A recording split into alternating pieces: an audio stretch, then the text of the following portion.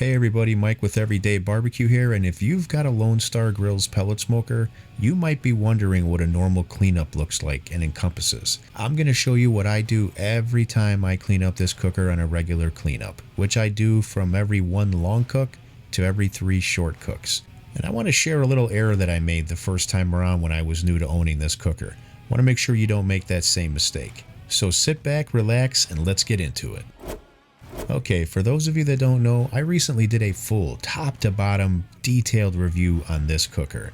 Part of that process was doing lots of cooks, and I did lots of cooks. I had it here for 8 weeks. I did burgers, I did pork butts, I did brisket, I did tri-tip, and I did a huge feast for Memorial Day weekend. I mean, I made a mess in this cooker, and I'm big on cleanliness, especially when it comes to pellet cookers, because if you don't take care of them and keep them clean, not only will they not last as long, but they can become downright dangerous. Now you can imagine that with all the cooks I did, I had to clean this thing. I've cleaned it a couple times now.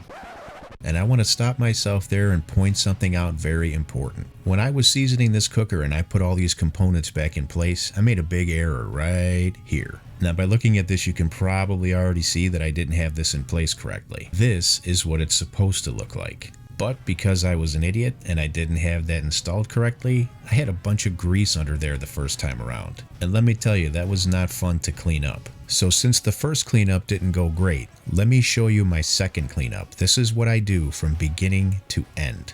I start by knocking all the loose stuff off the grates, top and bottom. Then one by one, you just want to go ahead and pull all those components out of the cooker.